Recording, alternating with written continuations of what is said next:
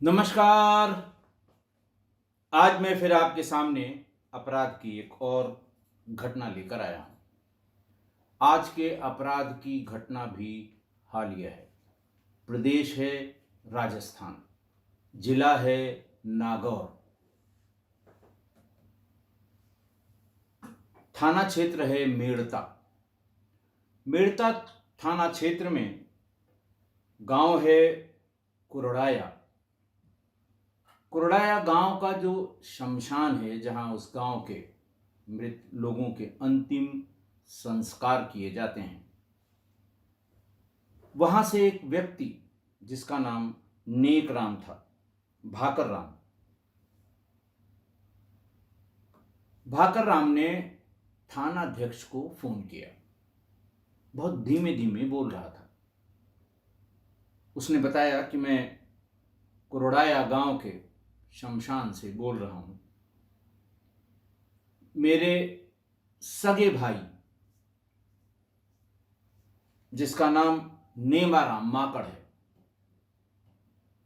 उसके अंत्येष्टि की पूरी तैयारी है। चिता बन गई है, लाश उसके ऊपर रख दी गई है, लेकिन लाश को जलाने से पहले जो संस्कार किए जाते हैं, उन्हें नहलाया जाता है। जब उनके कपड़े, घर में भी एक बार ये संस्कार होता है, और उन्हें फिर उनके जो कपड़े होते हैं वो उतार के कुछ सफ़ेद कपड़ों में कपड़े बांधे जाते हैं, और जलाते समय वो कपड़े भी फिर निकाल लिए जाते हैं और खाली शव को जलाया जाता है। बहुत से धर्मों में अंतिम संस्कार से पहले शव को या देह को नहलाने धुलाने का प्राविधान है। उसने बताया कि ऐसे ही एक प्राविधान में, ऐसी ही जो हमेशा जो रिचुअल होता है, उसमें हमने देखा है कि हमारे भाई के शरीर पर कई जख्म हैं और उसके गर्दन पर कसावट के बहुत स्पष्ट निशान हैं। मुझे इस बात की शंका है कि मेरे भाई की हत्या हुई है। इंस्पेक्टर ने कहा कि आप अंतिम संस्कार को रोकिए, हम लोग आ रहे हैं।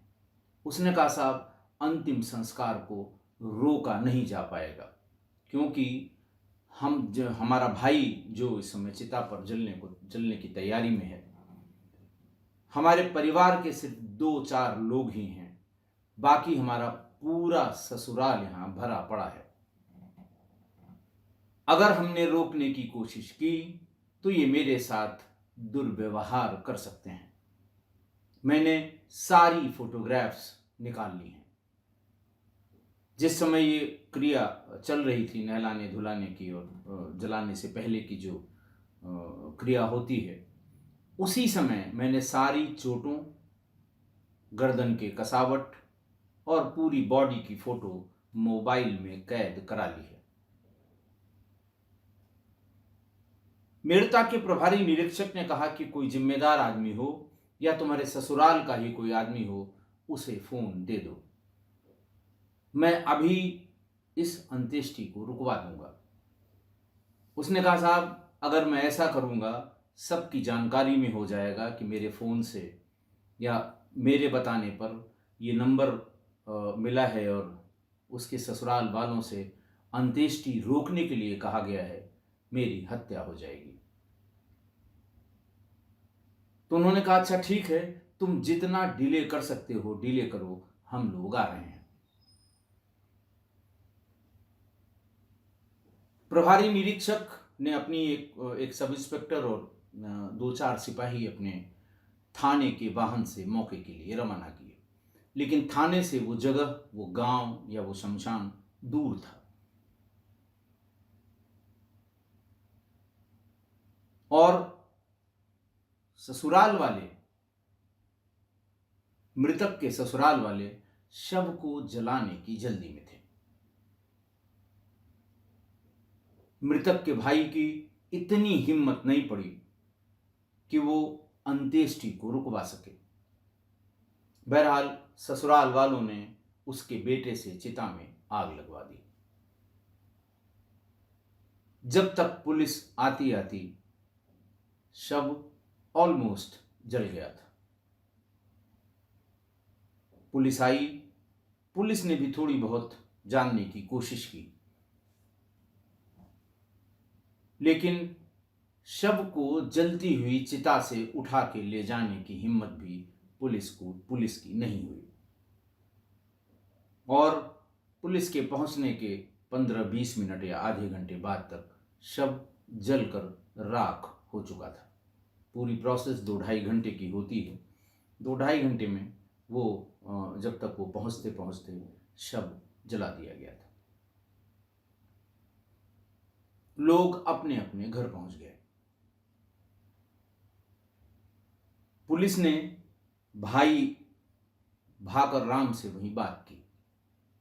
उसने कहा, साहब मैं इस समय आपके पास नहीं आ सकता या आपके साथ नहीं चल सकता। मेरा नाम खुला तो मेरे साथ मुसीबत हो जाएगी। आप थाने पर पहुंचें, मैं शाम होने के बाद अंधेरे में आपके पास आऊँगा, वो सारी फोटोग्राफ्स आपको दूंगा, दिखाऊंगा और उसके बाद आप जो डिसाइड करेंगे उसको मैं मान लूँगा। बहरहाल रात में 8 बजे मृतक नेमाराम माकड़ के बड़े भाई भाकर राम थाने पर पहुंच गए। इंस्पेक्टर भी उनका वेट कर ही रहे थे।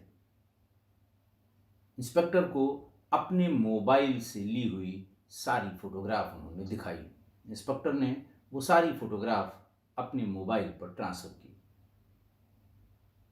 सब इंस्पेक्टर्स और थाने पर जो जानकार पुराने सब इंस्पेक्टर होते हैं, पुराने दीवान होते हैं, उनको दिखाया गया। फोटो के देखने से स्पष्ट हो गया कि इस व्यक्ति की हत्या की गई। फिर ये पूछा गया कि घर में कौन कौन था। पता लगा इसकी पत्नी और इसका बेटा था। पत्नी का नाम शारदा, जिसकी उम्र 47 वर्ष, और बेटा जिसकी उम्र रविंद्र, जिसका नाम रविंद्र, उम्र 24 वर्ष।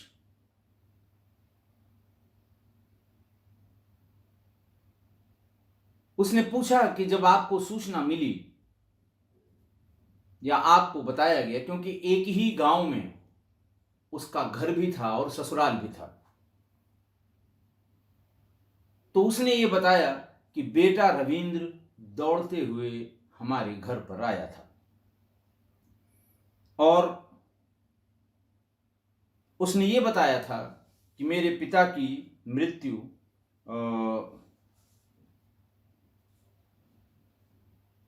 गिरने से, एक एक्सीडेंट में गिरने से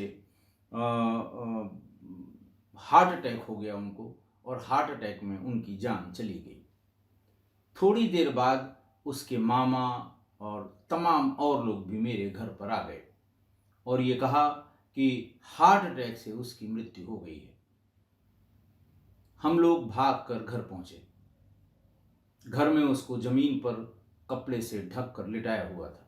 देखने में ऐसा ही सामान्य सा लग रहा था कि उसकी हार्ट अटैक से ही मृत्यु हुई होगी। पूरे गांव ने मान लिया कि इसकी हार्ट अटैक से ही मृत्यु हुई है। फिर उसके अंतिम संस्कार की तैयारी, लेकिन बहुत जल्दी में थे उसके ससुराल वाले मृतक के, और पत्नी और बेटा, मृतक की पत्नी और बेटा, ये दोनों भी बहुत जल्दी में थे कि जल्दी से। कारण पूछा गया और उनका, नहीं साहब शाम को वो हो जाएगा, सूर्यास्त हो जाएगा, सूर्यास्त के बाद नहीं हम कर सकते अंतिम संस्कार, इसलिए जल्दी। कुछ लोगों ने, बुजुर्गों ने टोका, भाई इतनी जल्दी क्या है। बताया गया कि 5:30 बजे तक या लगभग 6 बजे तक सूर्यास्त होगा। अक्टूबर का महीना है और 1 बजे से ही आफत मची हुई है। तो उन लोगों ने ही कहा, नहीं साहब इसमें टाइम लगेगा, अभी घर से निकलने में टाइम लगेगा, घाट तक पहुंचने में टाइम लगेगा, लकड़ी का इंतजाम करना है, ये करना है, वो करना है, लिहाजा जल्दी जल्दी इसको शमशान तक पहुंचाया जाए। घर में जो उसको नहलाने धुलाने का जो कार्यक्रम होता है, उसमें उसने, मृतका की पत्नी ने, सिर्फ बेटे से और अपने मायके के कुछ लोगों से ये कार्य कराया, जबकि परिवार से उसके भाई भतीजे इन लोगों से ये कार्य कराना चाहिए। तभी इसके बड़े भाई नेकराम भाकर राम नेमाराम के बड़े भाई भाकर राम को ये शंका हो गई कि जो रिचुअल हम लोगों को करना चाहिए वो बेटे और अपनी ससुराल वालों से क्यों कराए जा रहे हैं। बहरहाल बॉडी पहुंच गई शमशान पे, चिता पे, जो वहाँ जो लोग होते हैं जो अंत्येष्टि कार्यक्रम में जो कुछ भी कराते हैं, चिता पर लिटा दी गई। वहाँ भी वो कपड़े उतार के, और एक रिचुअल होता है जो सभी लोग जानते होंगे जो भी अंत्येष्टि के लिए ले जाते हैं। अब चूंकि वो खुली जगह थी, बहुत ज्यादा भीड़ थी, पूरा गांव था, तो लोगों ने इस चीज को देखा और इसी बीच 2-3 लोगों ने इसकी फोटो और वीडियो बना ली। भाकर राम बताते हैं कि मेरे बेटे से भी मैंने कान में कहा, उसने भी इसकी फोटो, खासकर चोटों के निशान और गर्दन में जो कसावट का निशान है, नीलगू निशान जिसे कहते हैं, उसकी फोटो और वीडियो बनवा ली। क्योंकि लोग देखकर थोड़ा थोड़ा मरमरिंग उनके बीच में हो रही थी, और तभी मृतक के सालों ने, उसके ससुराल वालों ने, उसके बेटे ने, जो वहाँ पर अंतिम संस्कार कराते हैं पंडा लोग जो घाट पर रहते हैं, महाब्राह्मण कहते हैं उनको, महाबावन कहते हैं उनको, अलग अलग जगह अलग अलग नाम से बुलाया जाता है। वो रिचुअल कराते हैं, और जो डोम राजा कहते हैं, डोम कहते हैं, वो लोग उसमें आग वाग लगाने का काम करते हैं। तो उनको जल्दी जल्दी कराकर लाश में आग लगाने का काम शुरू होने ही वाला था, और हमने उनके ससुराल के एक जिम्मेदार आदमी से कहा कि चोट दिखाई दे रही है। उन्होंने कहा चुप रहो, अंत्येष्टि हो जाने दो, गांव चल के बात करेंगे। अब तो सब हो गया, आप क्यों कह रहे हो? तुम्हें प्रॉपर्टी लेनी है इसकी क्या? इस तरह की बात सुनते ही मैं सहम गया, लेकिन मुझसे रहा नहीं गया। मैंने फोन आपको यानी इंस्पेक्टर को करके वस्तु स्थिति से अवगत करा दिया। इंस्पेक्टर ने कहा कि कौन हो सकता है, क्या हो सकता है? बोले साहब, जब 2 ही लोग घर में थे, पत्नी और बेटा, यही दोनों लोग बता सकते हैं। थाने के पुलिसकर्मियों ने, जिन लोगों ने ये फोटो और वीडियो देखी, सबको ये यकीन हो गया कि ये सामान्य हार्ट अटैक या सामान्य मृत्यु का नहीं, हत्या का मामला है। अगले दिन यानी कि 5 अक्टूबर 2022 को थाने से महिला कांस्टेबल और महिला सब इंस्पेक्टर भेजकर मृतक नेमाराम माकड़ की पत्नी शारदा माकड़ को और बेटे रविंदर को थाने बुलवाया गया। दोनों आ गए। इनिशियल पूछताछ की कैसे हुआ, क्या हुआ, माँ बेटे दोनों एक ही बात बता रहे थे।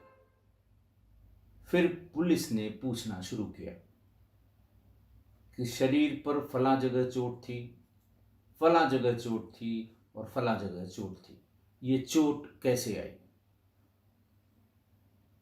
शारदा और उसके बेटे ने कहा कि साहब शराब बहुत पीते थे, कल ये शराब पीकर मोटरसाइकिल से आ रहे थे, मोटरसाइकिल से गिर पड़े और चोट लग गई।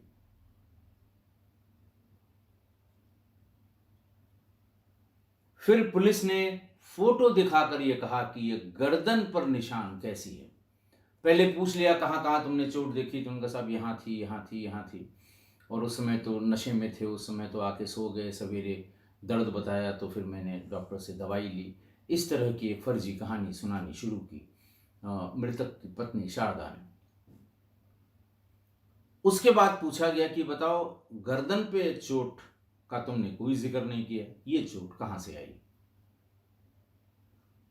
ये सवाल सुनते ही शारदा के चेहरे पर हवाइयां उड़ने लगी। महिला पुलिस को अपना वो काम करना पड़ा जो उसे करना चाहिए था। शारदा से पूछताछ शुरू हुई। असली वाली, अभी तक तो इंट्रोडक्टरी पूछताछ में उसने इतनी बात बताई थी। जब असली वाली पूछताछ हुई तब पूरी बात खुलकर सामने आई। धीरे धीरे बताई गई इस बात को पूरा कड़ी से कड़ी जोड़ने और पूरा मकसद क्या था ये करने में करीब 8 घंटे पुलिस को लग गए। सबसे पहले लगभग 3 साल पहले नेमाराम के नाम जो जमीन थी, पैतृक जमीन जो पिताजी से और बाबा से पिताजी में आई, पिताजी से फिर नेमाराम के नाम आई, भाइयों के नाम आई, कुल 15 बीघे जमीन नेमाराम के हिस्से की आई थी। शराब पिला पिलाकर और तहसील में ले जाकर शारदा ने वो सभी 15 बीघे जमीन अपने नाम करा ली। होश आने पर नेमाराम ने इसका विरोध किया। पत्नी ने यह बताया कि तुम शराब के नशे में रहते हो, मुझे डर है कि कोई तुमसे दूसरा आदमी ये जमीन न लिखवा ले, इसलिए मैंने पहले ही अपने नाम जमीन करा ली। तुम्हारे नाम रहे या मेरे नाम रहे, एक ही बात है। फर्जी किस्से कहानी भी कि फलां कह रहा था और ठिकाना कह रहा था, इसने बताया कि इसको किसी दिन पिला के और ज़मीन इसकी लिखवा लेनी है। जब मैंने ये सुना तो मैंने सोचा इसको अपने ही नाम करा लें। किसी तरह कन्विंस कर लिया उसने नेमाराम को। उसके साल भर बाद या साल भर से थोड़े कम समय में उसी जमीन के अगेंस्ट शारदा ने 20 लाख का लोन लिया, ट्रैक्टर के लिए और पिकअप के लिए। लोन से जब ट्रैक्टर और पिकअप घर पर आ गए तो रोली मोली लगाकर पूरा उसका जो होता है कि साहब उसे चलाना शुरू किया जाए, और नया वाहन घर में आया है, पूजा कर ली जाए ताकि एक्सीडेंट ना हो। पूरा विधि विधान पूर्वक मिठाई बांटी गई और इस खुशी में नेमाराम को भी शामिल किया गया। पर्पस बताया शारदा ने कि अपनी जमीन की जुताई के अलावा किराए पर ट्रैक्टर गांव में बहुत अच्छा बिजनेस है। जिसके जिसके पास ट्रैक्टर हैं वो कुछ पैसे पर घंटे फिक्स हैं, 200-250 लोगों के खेत जोत कर इसमें अच्छी कमाई हो जाएगी। दूसरा ये बताया कि अपने भाई के लड़के को पिकअप से माल ढुलवाने का काम मंडी में लगाकर कराएंगे। सब्जी लादने, अनाज लादने, एक जगह से दूसरे जगह जाने, इसमें भी बड़ी बचत है और हम 2-3 साल में ही इस 20 लाख के लोन को आराम से चुकता कर लेंगे और उसके बाद सब कुछ हमको बचेगा या हमारा बचेगा।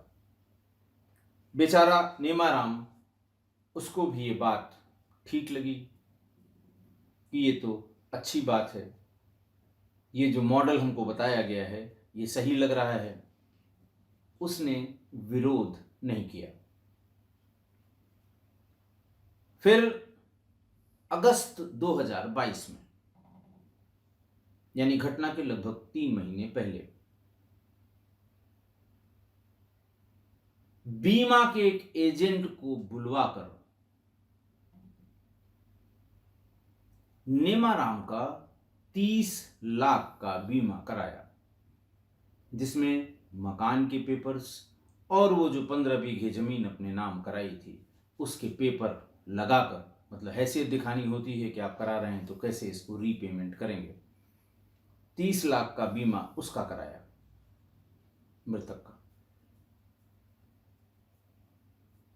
और उसका कारण बताया कि देखो तुम शराब पी के कभी इधर गिर जाते हो, कभी उधर गिर जाते हो, किसी दिन एक्सीडेंट हो जाएगा, बच्चों का क्या होगा, मेरा क्या होगा, तो बीमा करा देंगे, कम से कम हमें थोड़ी सी रकम मिल जाएगी, उस पूंजी से हम अपना कोई काम शुरू कर लेंगे। नेमाराम को फिर ये बात ठीक लगी कि बहुत ज़्यादा केयरिंग है मेरी पत्नी।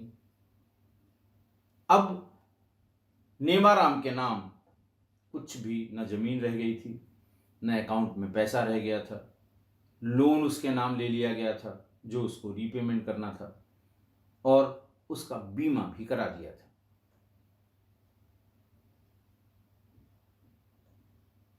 शारदा के दिमाग में शैतान घूम रहा था 3 साल से।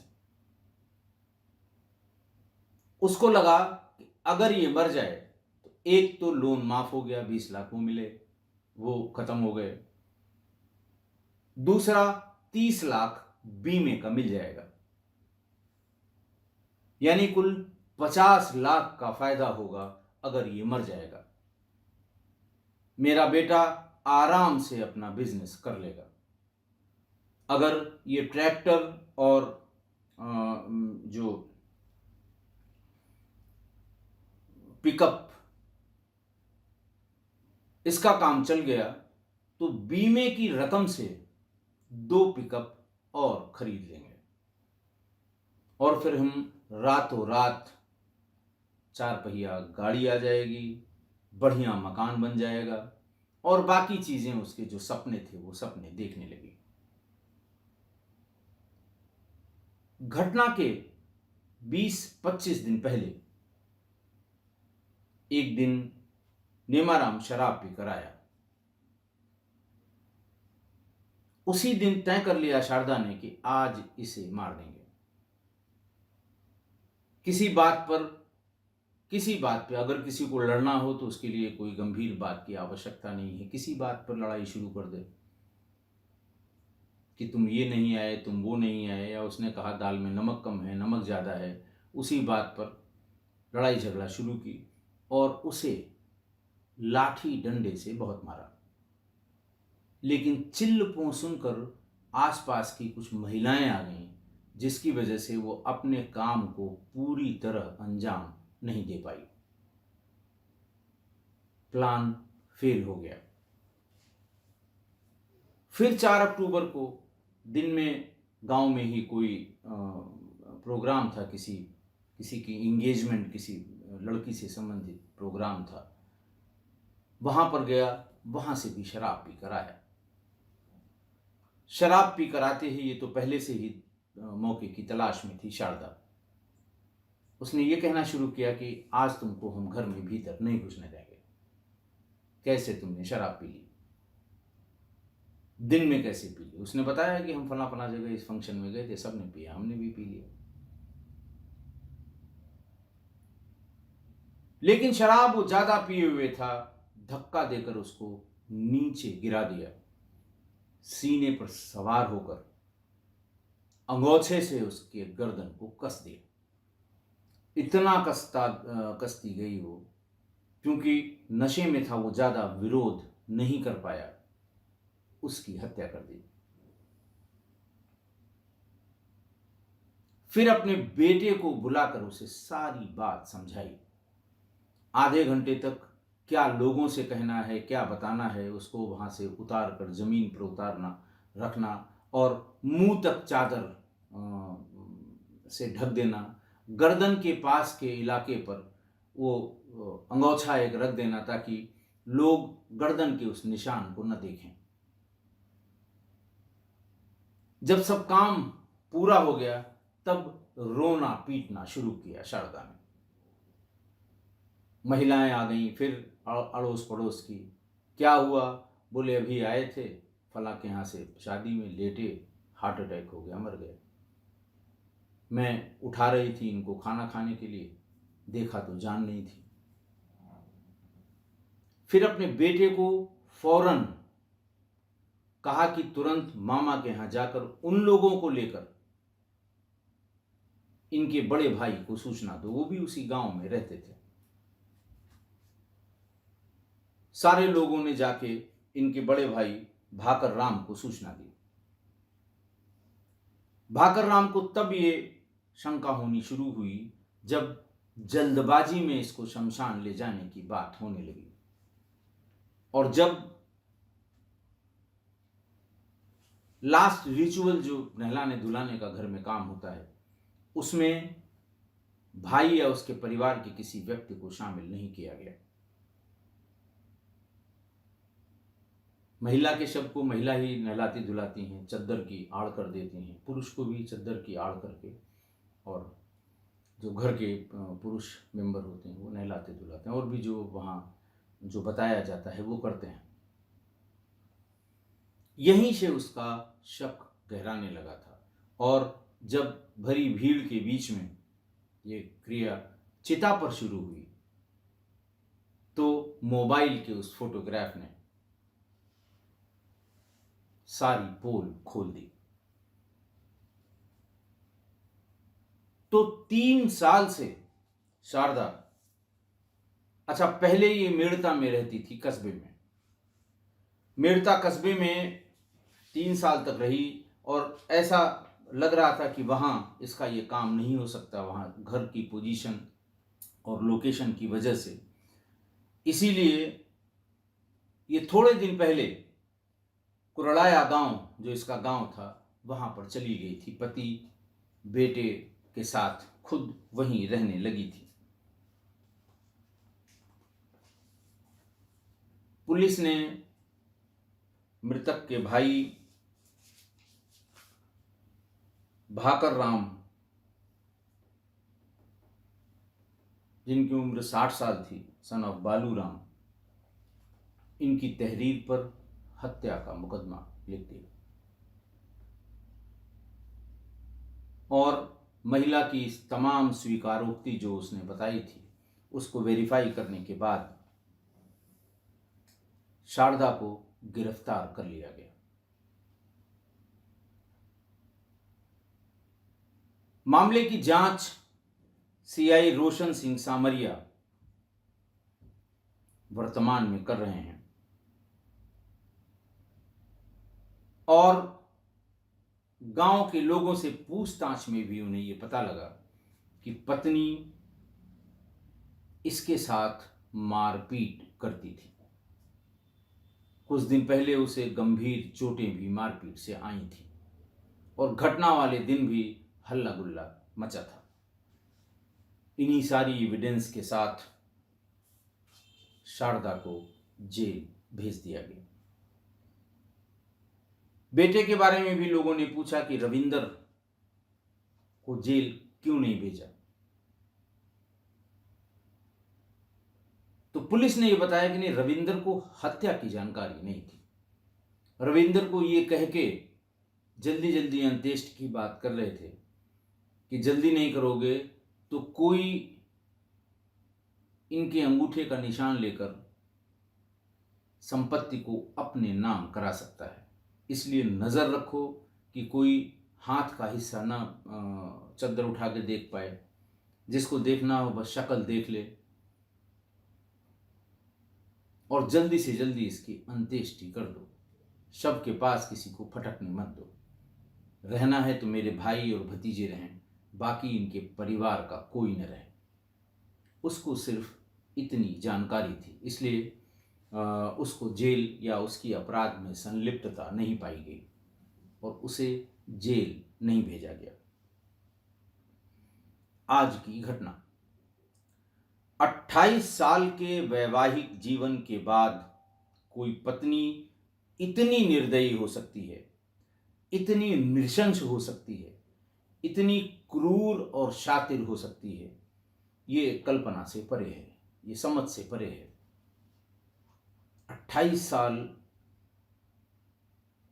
जिसके साथ रही हो, जिससे 2 बच्चे हों, बच्चे बड़े बड़े हों, बेटी की शादी हो चुकी हो, वो अपने ससुराल में रहती हो, बेटे की शादी होने वाली हो, ऐसे में पत्नी इतनी निर्दयी और नृशंस और क्रूर हुई कि उसने पति की हत्या कर दी।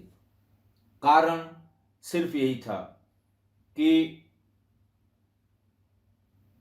बड़ा आदमी बनने की लालच, पैसा आ जाए और कुछ काम धाम शुरू करें। जैसे गांव में कुछ लोग काम शुरू करने के बाद अचानक अमीर हो गए, बड़े आदमी हो गए, वैसा हम भी हो सकते हैं।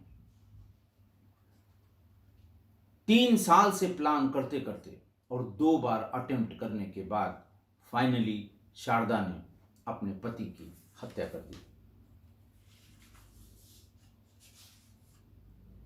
देखिए, गांव की जो सक्सेस स्टोरीज हैं वो बहुत छोटी छोटी होती हैं, बहुत छोटी छोटी। कि फला ने टेम्पो खरीदा, चलाना शुरू किया, अब उनके पास 4-5 टेम्पो है, मकान भी बन रहा है, मोटरसाइकिल भी खरीद ली है। ये सक्सेस स्टोरीज छोटी छोटी गांव की हैं। कि कुछ नहीं करते थे, पास के कस्बे में पान की दुकान खोल ली, मोटरसाइकिल भी खरीद ली, अब उनका काम अच्छा चल पड़ा। अगली सक्सेस स्टोरी जो सामान्य रूप से हर गांव में देखने को मिल जाएगी कि पिकअप खरीद के माल की ढुलाई का काम शुरू किया और 2 बहनों की शादी बड़ी अच्छी तरह से की, इतना पैसा मिल गया। ट्रैक्टर खरीद के जुतवाना शुरू किया, अपना पंपिंग सेट लगवा लिया, अब वो सिंचाई से भी पैसा लेता है। ये छोटी छोटी सक्सेस स्टोरीज गांव की हैं। और हम लोग YouTube पे जिस सक्सेस स्टोरी के आदी हैं या जो देखते हैं कि साहब 5,000 की पूंजी लगाकर 10 करोड़ का बिजनेस हो गया, 20,000 से स्टार्टअप शुरू किया, 5 कंपनियों का मालिक हो गया, इस तरह की हजारों सक्सेस स्टोरीज आपको YouTube में मिल जाएंगी। इस तरह की सक्सेस स्टोरीज यंगस्टर्स को बहुत अपील करती हैं कि अगर इसने किया तो हम भी कर सकते हैं। कोशिश भी करते हैं, प्रयास भी करते हैं और कुछ कुछ अपने इस प्रयास में सफल भी हो जाते हैं। लेकिन गांव की ऐसी सक्सेस स्टोरीज वो शारदा जैसी महिलाओं या पुरुष को ही अपील करती है। और इसी तरह की गांव की कुछ सक्सेस स्टोरीज ने उसे सपने देखने के लिए मजबूर कर दिया।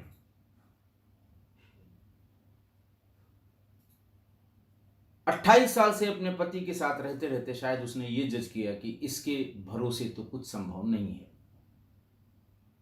बेटा ही हमारा ऐसा कर सकता है। उसके लिए जमीन लिखवाना, जमीन के अगेंस्ट ट्रैक्टर और पिकअप खरीदना, उसके बाद उसका बीमा करा देना, ये सब उसी प्लान के तहत था कि काम जब शुरू करेगा मेरा बेटा तो बहुत जल्दी बड़ा आदमी बन जाएगा, हमारा भी पक्का मकान होगा, 4 पहिया वाहन होगा। इस तरह के जो सपने उसने देखे थे शारदा ने, उसको अपने बेटे के जरिए पूरा करने की मन में ठान ली थी।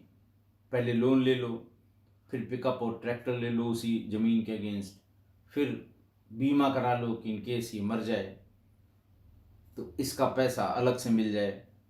जब उसके पास कुछ नहीं रह गया तब उसका दिमाग घूमने लगा कि अगर ये मर जाए तो 20 लाख का लोन माफ और 30 लाख का बीमा मिल जाएगा क्लेम, 50 लाख हमारे पास होंगे, बेटे को ट्रैक्टर और पिकअप का लोन अदा नहीं करना होगा और नगद पैसे होंगे, हम और पिकअप और ट्रैक्टर खरीद के उसे चलवाएंगे। प्लान तो देखिए फूल प्रूफ बनाया था और ऑलमोस्ट सक्सेसफुल भी हो गया। ये तो भला हो मृतक के भाई और उसके 2 एक परिजनों का, जिन्होंने डेड बॉडी की फोटो खींचकर ये साबित किया कि ये हार्ट अटैक से नहीं, इसकी हत्या हुई है। हालांकि पीएम पोस्टमार्टम न होने के कारण ट्रायल में ये केस टिकेगा, इसमें हमें शंका है।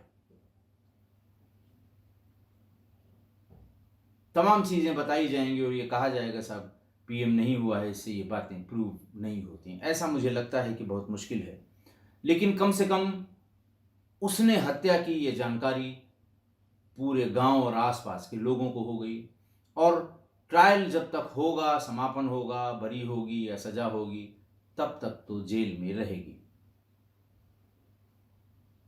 शारदा की अति महत्वाकांक्षा, पुत्र प्रेम और समाज में दिखाने के लिए बड़े आदमी होने का ढोंग, इन्हीं चीजों ने उसे पति का हत्यारा बना दिया। ऐसा नहीं है कि पति को इसका एहसास नहीं हुआ होगा। अपने नाम जमीन कर ली और कहा कि तुम किसी को लिख देते, या कोई दूसरा इस फिराक में था कि तुमसे लिखा लेता। फिर लोन लेके दो गाड़ियां ले लेना। एहसास तो उसे जरूर हुआ होगा, लेकिन इतना खतरनाक अंजाम होगा इसके बारे में शायद उसने नहीं सोचा होगा। इसीलिए किस्सा गोई परिवार के लोगों से मैं ये कहूँगा कि अगर घर परिवार में किसी पर, किसी के ऊपर या किसी में अति महत्वाकांक्षा के लक्षण दिखें तो थोड़ा सावधान रहने और उसके कार्यकलापों पे नज़र रखने की आवश्यकता है। महत्वाकांक्षा बुरी चीज़ नहीं है, हर एक को रखनी चाहिए, बड़ी महत्वाकांक्षा भी रखनी चाहिए, लेकिन उस महत्वाकांक्षा को पाने के लिए जो रास्ता है, इस पर नज़र जरूर रखें, वरना वही होगा जैसे कहते हैं, सावधानी हटी दुर्घटना घटी। आशा है आप मेरी इस बात से सहमत होंगे। आज के लिए इतना ही, बहुत बहुत धन्यवाद। नागौर के मेड़ता में एक पत्नी ने अपने पति को पहले जमकर पीटा, उसके बाद गला दबाकर हत्या कर दी। पत्नी 3 साल पहले ही पति की मौत की स्क्रिप्ट लिख चुकी थी। करीब 3 साल पहले उसने पति की जमीन जायदाद अपने नाम कराई थी। इस दौरान भी उसने पति को टॉर्चर किया था और उसके पैर तोड़ दिए थे। 3 महीने पहले ही उसने पति के नाम से 20 लाख रुपए के ट्रैक्टर और पिकअप फाइनेंस कराए थे। साथ ही पति का 30 लाख रुपए का बीमा भी कराया था, ताकि मौत के बाद वो उसका क्लेम उठा सके। दाह संस्कार होने के बाद हमें जानकारी मिली कि उस व्यक्ति के साथ में मारपीट हुई थी, उसके शरीर पे चोटें थी। हम गांव में गए और जानकारी की तो पता चला कि उसमें उसकी पत्नी द्वारा ही उसकी आपसी लड़ाई झगड़े के दौरान मारपीट करके हत्या कर दी गई है। अंतिम संस्कार के वक्त मृतक के भाई ने शरीर पर चोटों के निशान देखे और मोबाइल में फोटो ले लिए। इसके बाद पुलिस को शिकायत कर दी। पुलिस ने महिला से पूछताछ की तो उसने अपना गुनाह कबूल कर लिया। हिमांशु गौड़, दैनिक भास्कर, मेड़ता।